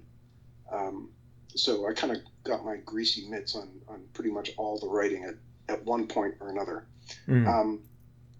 But I did not have a lot to do with plotting the basic story of the game, but as the game progressed, and as like every game goes through this, the scope that they imagined at the beginning of the game becomes too much, right? For the resources that they have to put at it. So, oh shit, we're going to have to cut a couple of zones. We're going to have to pull back the story here and there, right? We just don't have the money to flesh out all these zones. So I was asked, and I worked with Matt on going, okay, how do we make the same story happen, but without going to that location, or without going to that location? So there was a lot of replotting that happened later in the project as we sort of consolidated the number of locations. So yes, I was involved in plotting in those ways. Okay. But you've had more of a, like you said, you didn't start at the beginning of Wasteland 2, but you've obviously started at the beginning of Wasteland 3, right? I did not. Really? I did not. That's odd. After Wasteland 2, there was a game called Torment Tides of Numenera that we did, and I was one writer out of many on that project. The lead writers were Adam Hine and Colin McComb. And so, and this is sort of a byproduct of the way a video game company works. When they start another project before the old project is done, because they don't want any downtime. Yeah. Right? So those guys had already started the world building and the story for our next project, Torment. And so I was still back on Wasteland 2 doing all the fiddly bits that you have to do at the end, like combat barks and all these things where, it's like somebody needs to do that stuff, weapon descriptions, somebody needs to do that stuff. So I just stayed to the bitter end of that project, and when that project was done, I jumped onto Torment, but it was already begun. Right? Yeah. And so the only games that I have started and finished for them were the two. There was a game called Mage's Tale. I've heard of that. Their first Oculus Rift game. So that was designed to be a prequel to Bard's Tale, which was their next big game. Everyone knows that game, yeah. Right. So Mage's Tale, I did all the writing. Like there was nobody else. I did all the writing on Mage's Tale. Okay, I should look that up then. And I did all the writing on Bard's Tale too. So I was sort of one-man writing crew for those two games. But they are like compared to the Wasteland series. Those are very small, contained games. Yes. Like orders of magnitude less words per game. Now I might be getting this wrong, but like there's multiple Bard's Tale games, isn't there? Yes, I was working on Bard's Tale 4. Gotcha. Okay. Right? There had been Bard's Tale 1, 2, 3, And then there had been a standalone game called The Bard's Tale, which had come out in the early 2000s, which is sort of out of the continuity of the other games. Yeah. And then Bard's Tale 4 was a return to the continuity of the original games. And okay, so it occurs chronologically, the plot after After 1, 2, and 3. Okay, and when did that come out, if you recall? Which? Bard's Tale? Bard's Tale 4? Yeah. Wasn't that Bard's recent? Tale 4 came out last year. I thought so. Okay. Yeah. The original 3 came out in the 80s. Yes, I do know that. Yeah. All the way back then. So yeah. So, on Bard's Tale, I had a lot of fun with Bard's Tale because I got to do quite a lot of world building. I wrote like all the dialogue, I plotted the whole thing and all that stuff. Mm-hmm. And on top of that, we sort of decided that since it was called the Bard's Tale, we should make bards and music and songs kind of important parts of the game. So I got to write 4 songs for the game, and they were performed by like Celtic folk musicians. And that's like, that is the coolest thing that has ever happened to me. It's really neat. Okay, so the coolest thing that ever happened to me was they did a concert in Glasgow. Yeah. It's in Scotland, and my boss flew me and my girlfriend out, and we got to go to that concert. Oh wow, that is really cool. That was awesome. I've been to Glasgow, and that's a beautiful city. And God, I wish I'd have. Yeah. When was that concert? That was last year. Okay. Was it last year or was it year before? It was last year. Yeah, it was last year. If the game came out last year, I would think. Yes. Yeah. Yeah. So it was sort of a tie-in with the coming out of the game. Yeah. There's every year in Glasgow there's a folk sort of a folk festival, mm-hmm. right, with a selection of concerts. And so Jed Grimes, who was the guy who had been the music director on the game, put together a concert within that festival, which would feature like 90% of the soundtrack of Bard's Tale 4 is traditional Scottish folk songs played by Scottish folk musicians. You know, the songs are hundreds of years old or whatever. Right. But within that were my 4 songs, and that was awesome. Okay. It's like my songs getting played beside these ancient traditional melodies, like so cool. Yeah, damn. Yeah. Let me see. Can you tell us anything about Wasteland 3 at all? Because I know it's not out yet, but I don't want to get you in trouble either. But yeah, I can tell you little bits. I can tell you the stuff that's already been in the trailers and that sort of thing. Okay. So Wasteland 2, and this is spoilers, Wasteland 2 ends with the Rangers making sort of a desperate sacrifice and blowing up their base in order to kill this thing that has invaded it, right? Yeah. So they are starting from scratch, and what we decided when plotting out Wasteland 3 was they were not doing very well. They were in desperate need of help. And the idea of Wasteland 3 is that there's this character called the Patriarch who runs the state of Denver as sort of a kingdom. Right. President for life of, of Colorado. And he contacts the Rangers and says, hey, I know you guys are in trouble. I am prepared to give you foreign aid, but I have a delicate little situation here that I would like you to come take care of in exchange for that aid.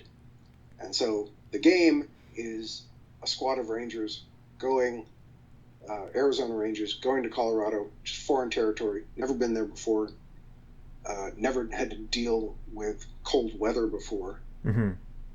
Going there to help the Patriarch take care of his political problems, and sort of finding out that the situation is more complicated than he told them it was. and so they have to make some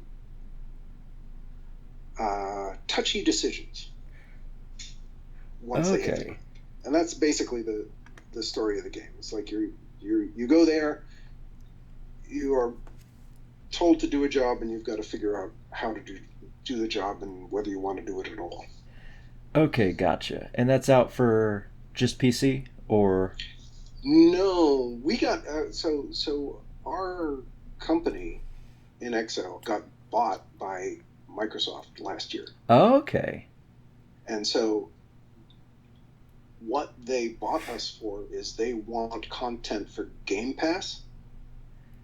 Okay, yeah. I think that's what it's called. Yeah, on Xbox and stuff like that. Right. So everything that we're developing now is being developed not just for PC, but for Xbox, and I think other platforms as well. But definitely, like, it's going to be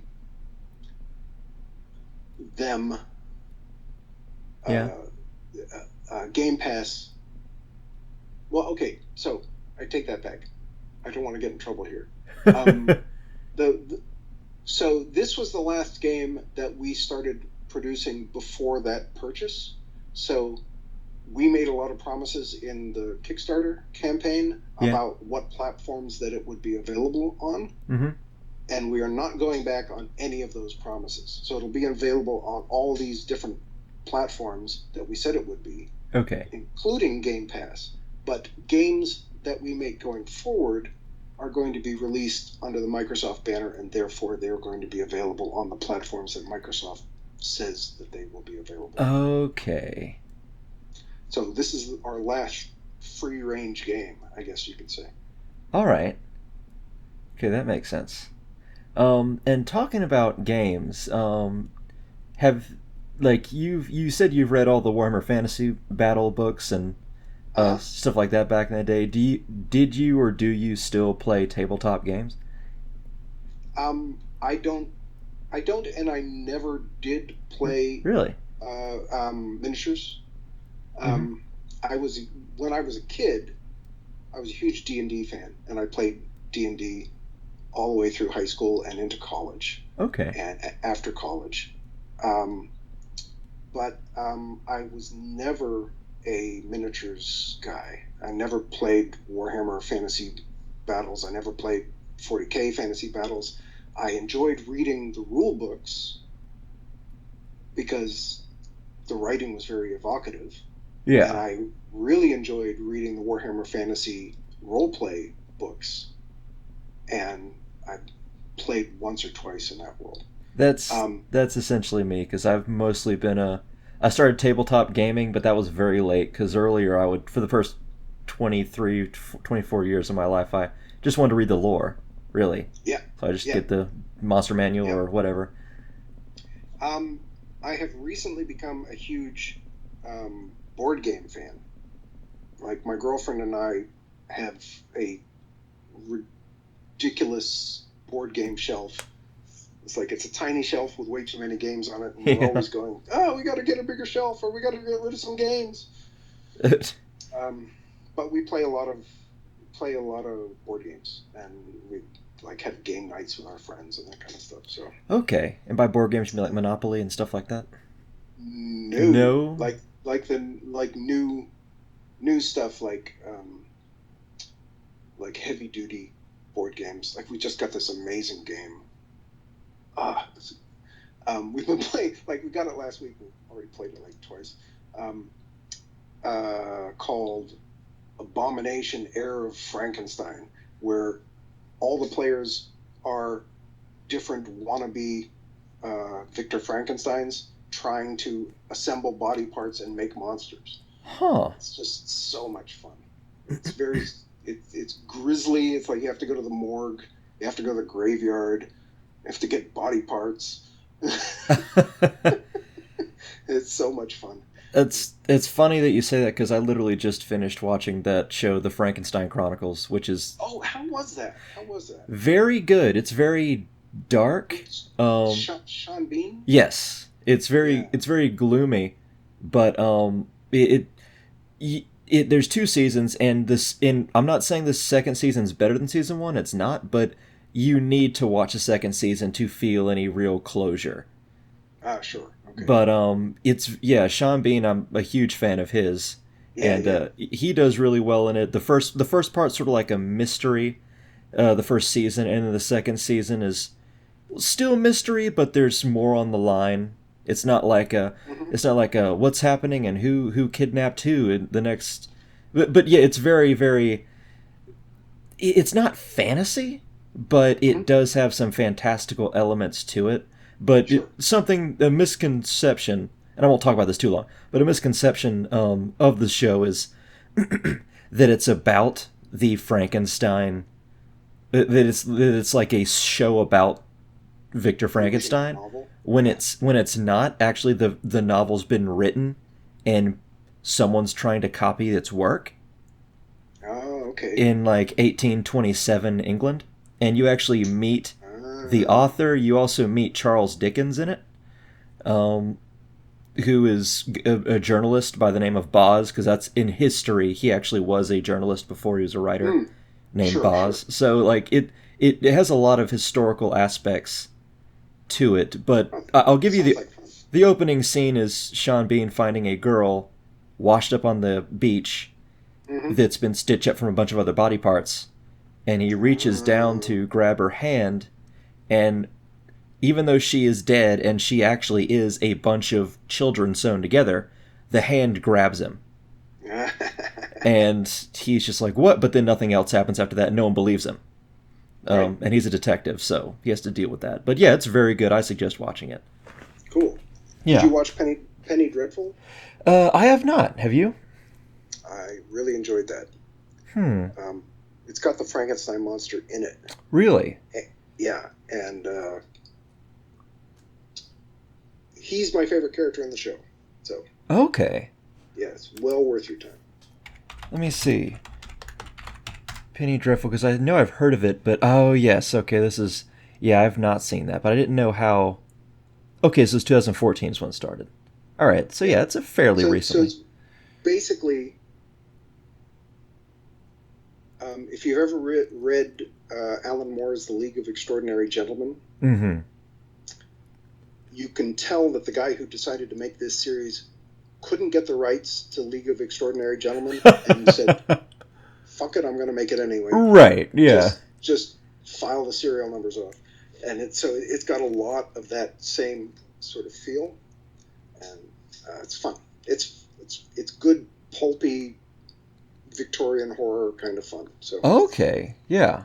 Yeah, I should check it out then, because I'm a huge fan of Gothic stuff. Yep. Okay, that makes sense. Alright, and let me go back to...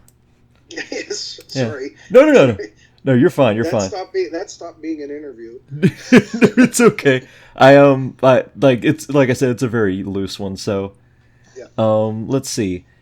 Do you play any of the Wasteland games, or do you play video games? I guess. I do play video games. I play a lot of video games. Really? I don't. So what's interesting is that I play less video games now that I work on them than I did before. That kind of makes sense. I know what you mean. Because it's so.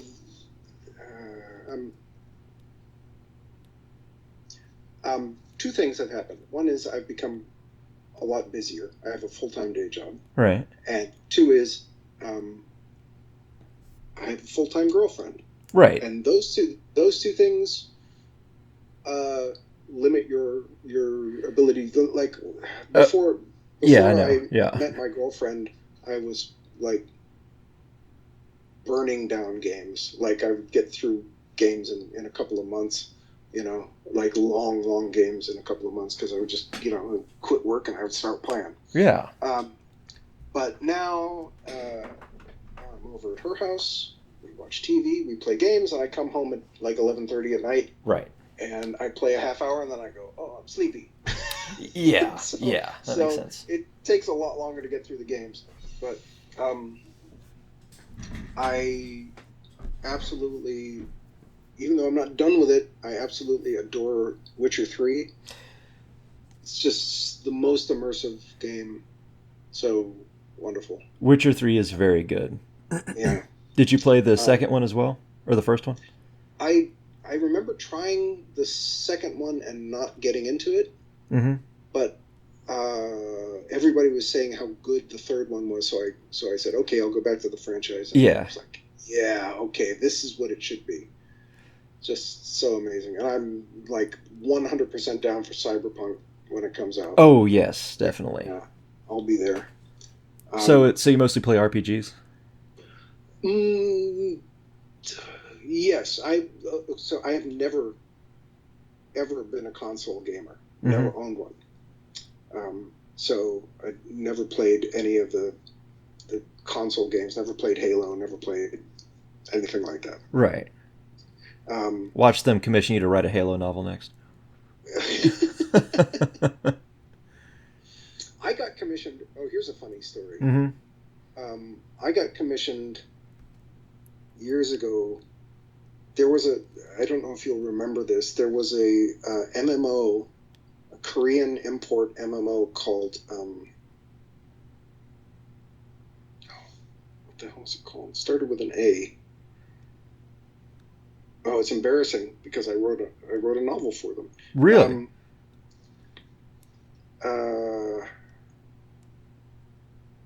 I'm certain it's in Let me look actually. Hang on.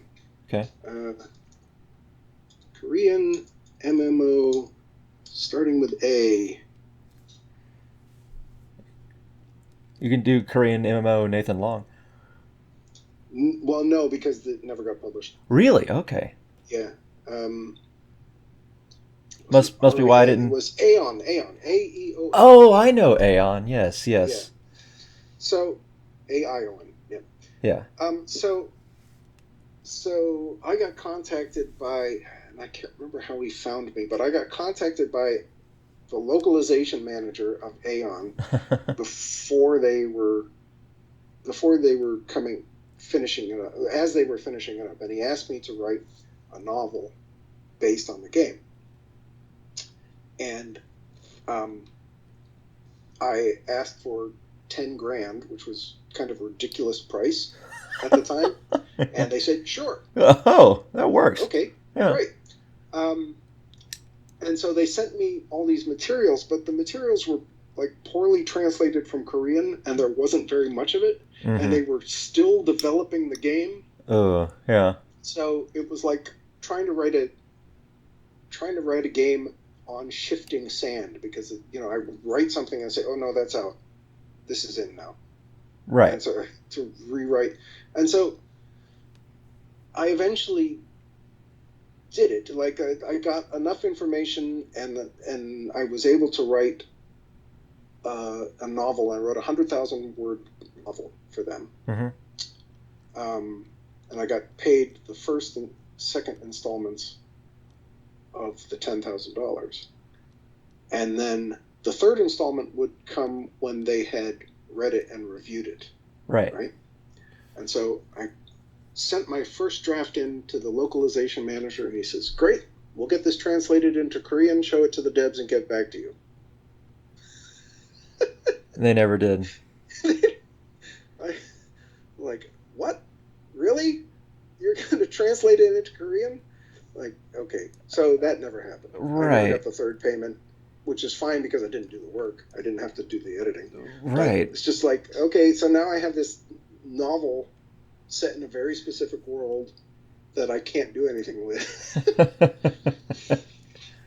So, utterly bizarre. That is very strange. Yeah. That actually happened to me too. Well, not like in a translation sort of thing, but I wrote a short story for a campaign setting, and I completed it about a year and a half ago and still haven't heard anything about it. So yeah. Even though they said it'd be published, but yep, that's just how it is sometimes. I wrote, was it one or two? One, I think. I wrote a short story, a Warhammer short story that I don't think like probably 10 people in the world have seen, although it was published, because I wrote a short story for for the Warhammer MMO. The people, I can't remember what the company was now, but the Oh. company that made the Warhammer MMO contacted me and asked me to write. They were bringing out a new update with a new character class called the Knight of the Blazing Sun, or Knight of something, whatever. This is for Warhammer Age of Reckoning, right? Yeah. Is that what the MMO was called? Yeah. Yeah, because the abbreviation was WAR, like Warhammer Age of Reckoning. Yes, yeah. Right. Which has a character called Nathan Long in it. Really? I played it, and I was running around. I went into a tavern, and there was no, I wasn't in a tavern. I was on the field of battle, and like some random gunner had my name, so they obviously like. Yeah. There's a little tribute to me. I still have the guidebook because it has a lot of neat stuff in it. But yeah. So they contacted me, and they said, we need 2 short stories written. And so I contacted Mike Lee, who's another Warhammer writer, who's a buddy of mine. Mm-hmm. And he wrote one, and I wrote one, and we delivered and turned them in. And then Black Library said, you shouldn't have done that. Wait, shouldn't have done what? It's like written for them. Oh, like, okay. You guys don't talk to each other? I thought it was, I had no idea that they hadn't like gotten permission. Yeah, that's very weird. Huh? But it got published. It was published online. They published it as part of the update. So there's a little short story that I wrote, which is probably I don't think their website is up anymore because the game hasn't been out for about a decade. Yeah. Yeah. So, but at one point there was a story of mine that you could read. Oh wow. Huh. Yeah. I actually hated that the game was gone because I love playing my Ironbreaker, but that's just yeah. It was a fun game. It was. I mean, it was like it ended up being kind of a grind after a while, but it was kind of fun. And I thought they did justice to the world. Yeah, I liked it a lot. I have one vivid memory of it, and that was the one time that I can recall that I played PvP, and I was on this bridge as an Ironbreaker, and there was a bunch of orcs fighting dwarves, and I think there was also some dark elves in there for some reason, and my Ironbreaker got knocked off the bridge somehow. I just remember flying off from some special attack from some black orc. Right. That's all I remember, really, other than like obviously running around, and, just hitting stuff and and stuff like that. But, yeah, I vaguely remember. It's like the PvP. I did try that. I'm not a big PvP guy. Right. But I remember trying the PvP in that game, and it was kind of fun. You get to run around and play capture the flag or whatever the fuck it was. So. Yeah, true. Did you ever play any MMO like World of Warcraft or? I did not care for World of Warcraft. Yeah. I think I played like once or twice. Just to try it out. Like at somebody else's house. Yeah. To try it out. Yeah. I was a huge fan of City of Heroes. Yeah. Yeah, the superhero one. I played that one. In fact, somebody got all the code for that, and they've started it up again independently. Yeah, one of my friends is playing it now. I'm playing now. Oh, yeah. Having a lot of fun. And it's kind of perfect for me because it is a game where you can go on for a half an hour and, have a little fun, and then quit, and you don't have to worry about, like, putting massive amounts of time. As long as you don't do raids or anything like that, just run around. Yeah, it's like, it's great for a half hour before bedtime. Yeah. That did confuse me when it came out, or when my friend said like, "Yeah, I'm playing City of Heroes," because I played it over 10 years ago, and I'm like, "How is it still out?" And he was just like, "Oh no, it's doing them." I was like, "Oh, okay, that makes sense." And it hasn't like when it shut down, there were a lot of people who were like, "Still want to play it? Sell us the code. We'll open it up." And NCSoft wouldn't do it, so I don't know what changed, but all of a sudden these guys have the code and I'm playing again. It's like I couldn't be happier. It it's kind of dated now as far as graphics, but it doesn't matter. Right, yeah. It's still fun. Yeah, it's like playing Neverwinter Nights or Baldur's Gate or something like that. Or the old Bard's Tales. Yep. Okay, one last question. Do you have any new novels that you're planning on writing now? Or is it all video games at the moment? Well, okay, that's a good question. I have a novel that I have written, Mm-hmm. and I tried. So I always have this problem. This has not changed in my life. I'm very good at writing stuff and completing stuff. I'm not very good at selling it. So I wrote a novel like 3 years ago that I showed to one agent and he didn't like it, so I stopped. Oh. Which is, like this is the advice that I would not give to writers.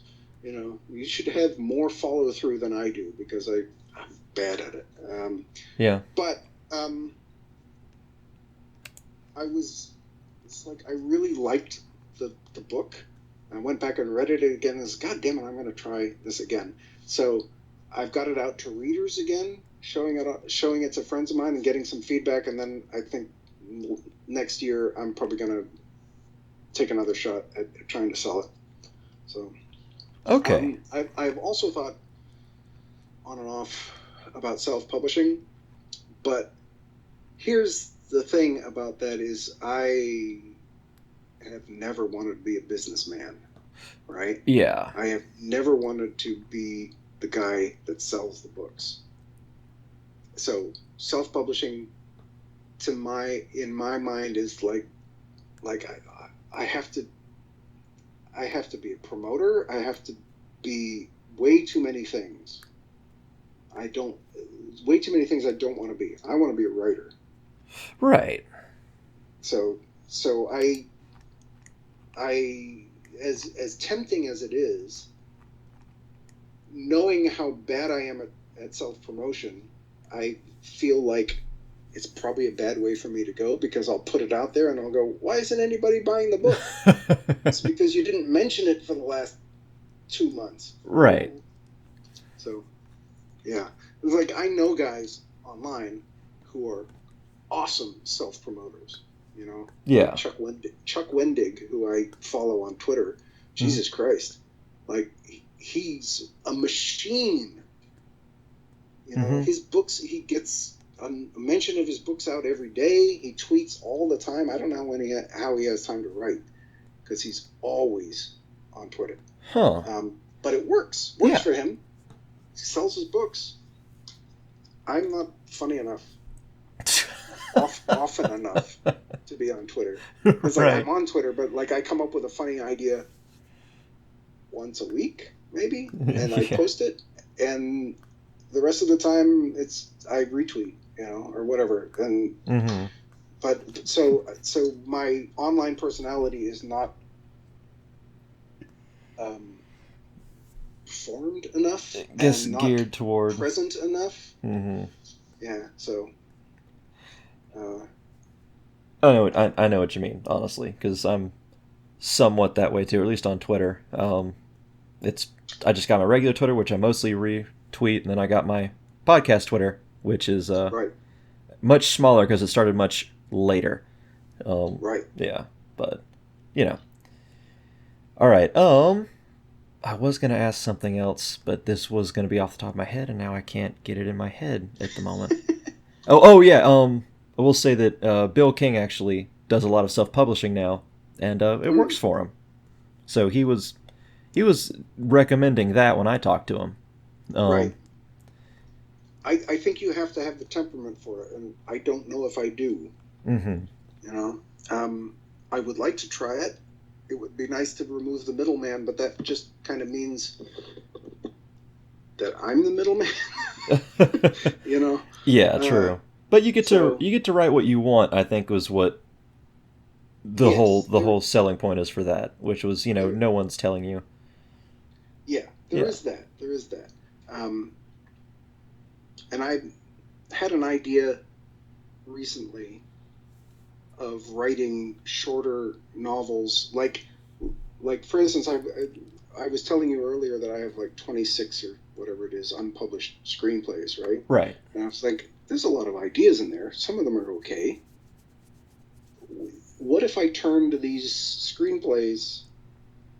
What if I novelized my own screenplays? Right. And so I was thinking about that, like, it wouldn't be they wouldn't be full novels. They might be a little bit longer than novellas. So I was going to call them feature-length books. And Yeah. like since the plots and the basic ideas are already there, maybe I could do them fairly quickly. So I was thinking maybe I would pump some of those out and self-publish them. See what I could do. Yeah, I think that'd be a good idea. I spoke to Richard Lee Byers, who wrote for Forgotten Realms for a very long time, and now he's writing for what's the publication called? It's not, I want to say Cathartic Entertainment, but it's not that. It's something along those. But I read one of his books. I mean, I've read his books before, which is why I invited him on. But like, I read one of his newer books, and it was a short book, but it wasn't a novella. It was about 190 pages. But I think he's also like the first author on this new entertainment thing. But I was talking to him about it. I was like, this is a very short book, but it's not a novella. I'm like, why would you do that? And he was like, oh, it's just something that the video game or the game company wanted me to do. Or I wish I remember exactly what it said, but like there's a selling point for that length of novel is what I'm saying. Sure. Yeah. So, and I got it off Amazon anyway, so like I think, and that's where you do most self-publishing, at least that I know of. Yeah. That's kind of another reason why I'm hesitant because I kind of feel like Amazon is the devil.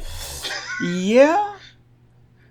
You said they do a lot of bad shit, and I know people that work there, and they tell me the bad shit that goes on behind the scenes. Like, oh man, do I really want to profit off that? I try not to do any of my purchasing there. I do it on eBay or do it other places, but right. But if you're going to self-publish, you got to get in bed with them. You said earlier that when you were young, you were a delivery driver. Yes. My day job is I'm a courier for FedEx. Sure. Okay. Yeah, and we we have a lot of Amazon stuff to Yes. Yeah. Yes. And they're starting to do that whole.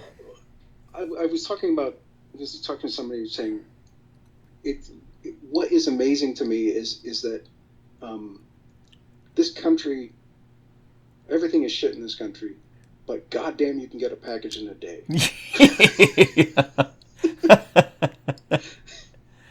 Yeah, that's what we do. Yeah.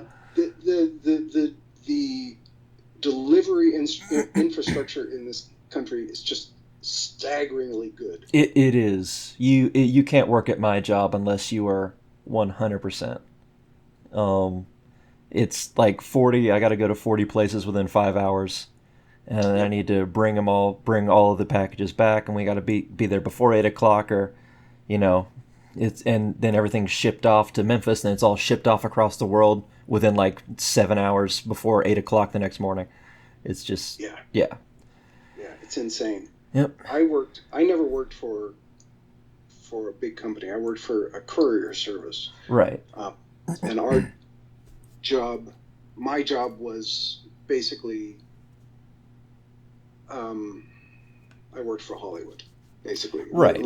Like my job was driving my own car, paying for my own gas, picking up videotape or digital drives at post-production houses and bringing them to the studios, or picking up stuff at the studios and bringing them to the post-production houses. Like that was almost my entire job. Like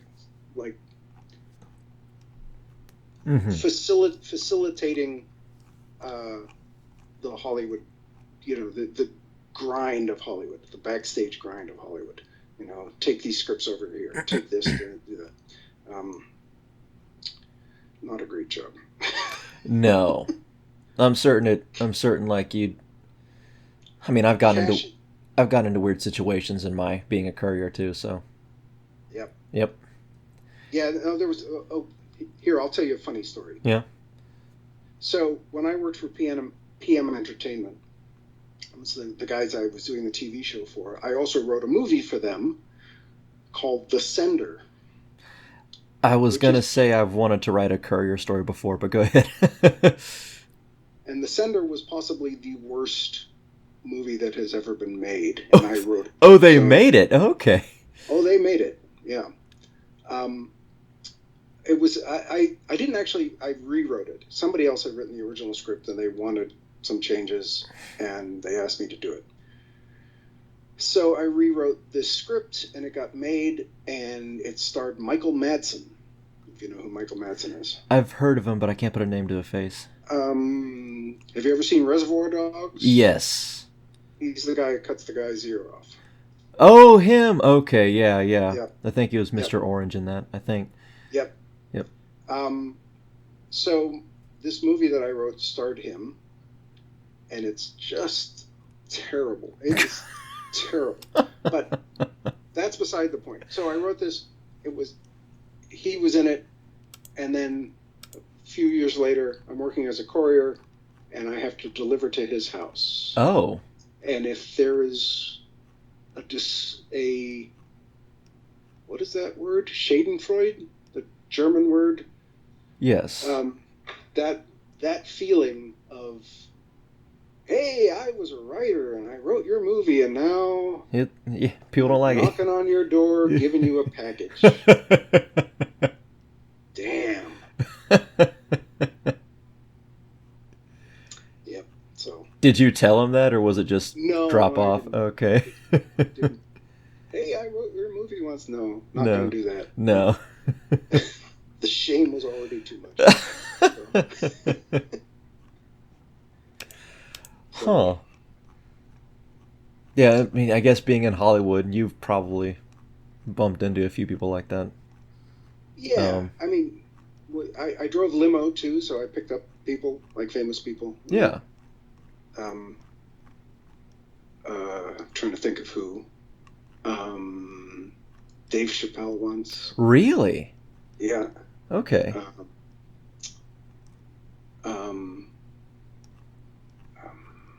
Michael Dudikoff. You probably don't know who that is.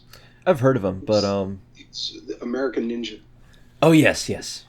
Who's that guy? The best, absolute best, was I picked up Ernest Borgnine. Oh really? Yeah, he was doing. I had to take him to a voiceover session. He was doing some voiceover for some movie. So I picked him up at his house, and he came out of the house, and he gave me Charms Blow Pops. He said, "Here you go, kid." I'm like, thanks. Like, what? I picked him up, drove him around to the session, waited at the session to drive him back. Drove him back, and he lived off Mulholland Drive, and so I had to go up Coldwater Canyon, which is this major thoroughfare, and we're at this stop sign, and I'm trying to turn left, and the traffic is going by on Coldwater super fast in both directions, and Ernie's in the back seat going, "Now, go now, go now." I am not gonna kill Ernest Borgnine. I'm sorry. Yeah. Yep.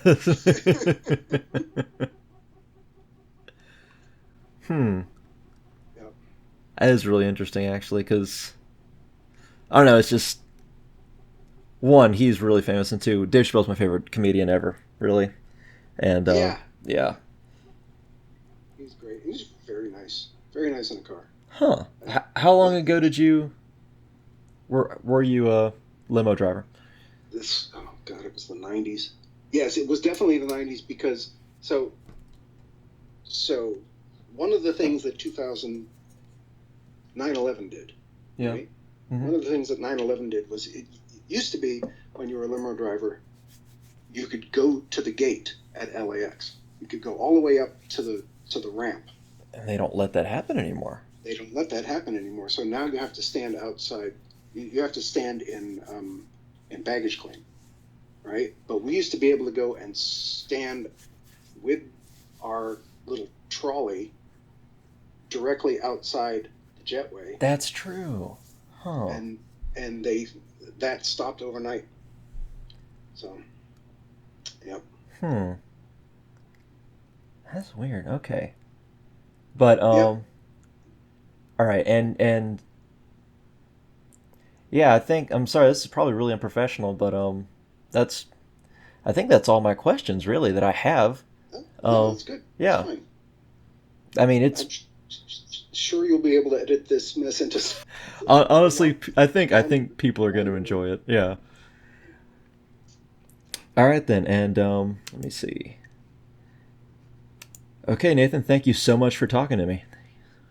Absolute pleasure, Ben. Thank you so much. I had a good time, and I was really worried that I was not going to be able to remember things. Hmm. My memory isn't the best, and it was a long time ago, but seemed to do okay. So Yeah, no, about everyone I've spoken to, I've been asking them about their early work, and it's usually 20 years previous. So don't worry. yeah, Yeah, yeah. it's good.